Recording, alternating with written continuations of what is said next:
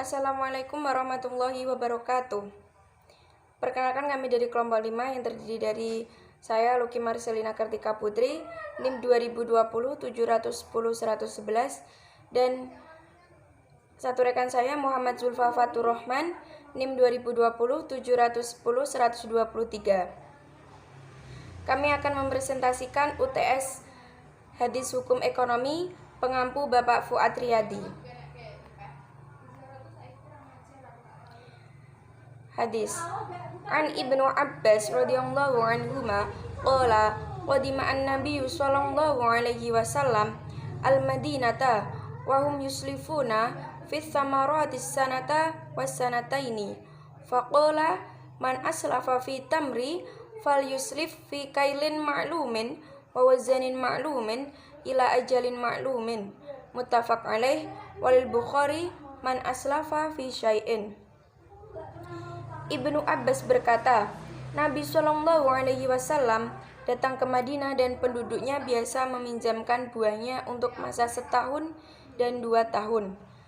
Lalu beliau bersabda, barang siapa meminjamkan buah, maka hendaknya ia meminjamkannya dalam takaran, timbangan, dan masa tertentu.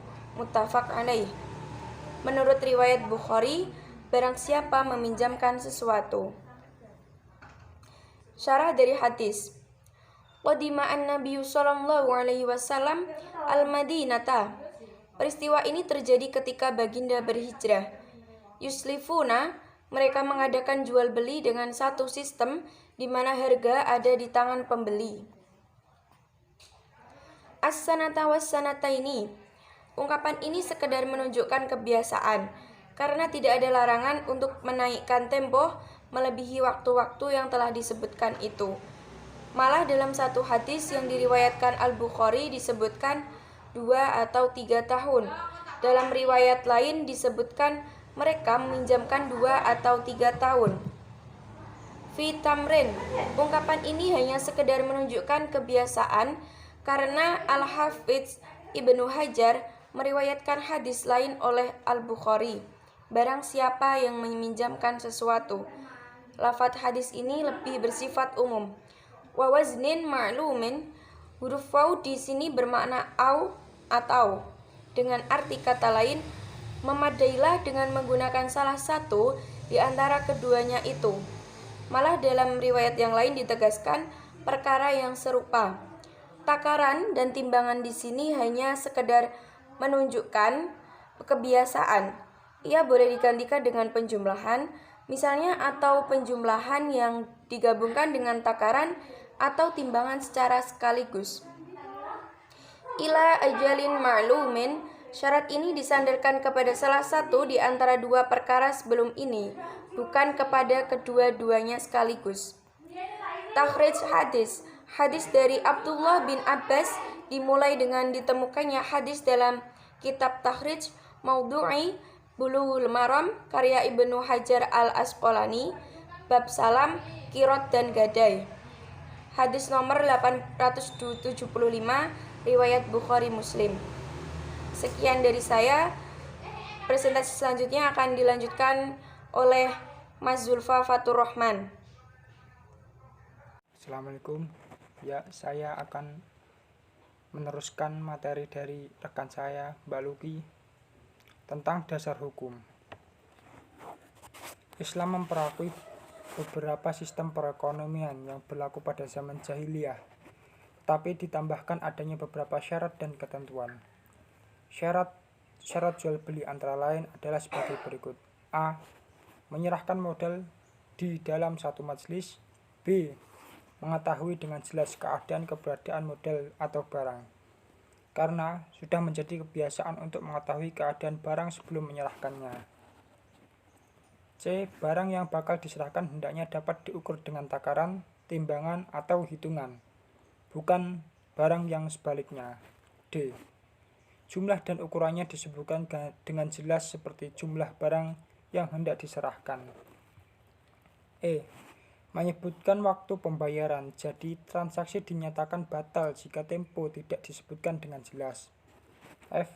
Barang yang ingin diserahkan mesti wujud ketika ia hendak diserahkan pada waktu yang telah ditentukan. G. Orang yang meminjamkan mestilah memiliki dan mampu mendatangkan barang yang diinginkan. Pembahasan.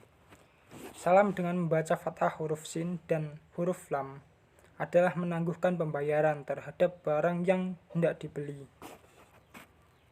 Menurut syariat Islam adalah menjual barang yang belum dimiliki dengan menggambarkan sifat-sifat dan jenisnya. Gadai pula adalah membeli sesuatu secara ansuran dengan menyerahkan jaminan barang pembelian sama ada jaminan itu setara dengan harta yang digadaikan ataupun tidak. Kemudian barang itu dipulangkan kepada pemiliknya setelah ia berjaya menyelesaikan pembayaran hutangnya. Masa terus berjalan sementara usaha memiliki waktu-waktu tersendiri. Seseorang memiliki tanggung jawab untuk memenuhi keperluan keluarganya dan manusia senantiasa memerlukan suatu untuk memenuhi keperluannya. Oleh itu, untuk memerlukan satu sistem untuk memenuhi keperluan mereka dengan mengharuskan pinjaman, salam, dan gadai. Semua ini bertujuan untuk meringankan beban hidup manusia ketika berdepan dengan situasi yang sukar. Oleh karena peminjam dan orang yang memberi pinjaman seringkali bertingkah mengenai waktu pembayaran dan barang yang mesti diserahkan. Syariat Islam telah pun menetapkan beberapa perkara bagi mengelakkan kerugian dan permusuhan daripada berlaku dengan tetap mengekalkan hukum untuk membuat pinjaman, salam, dan gadai. Jadi, Islam mewajibkan untuk menetapkan timbangan, sukatan, dan waktu di mana hutang tersebut wajib dibayar oleh pinjaman di samping ketentuan-ketentuannya yang lain berkaitan dengannya. Sekian materi dari kelompok kami. Mohon maaf bila kekurangan ada yang salah. Assalamualaikum warahmatullahi wabarakatuh.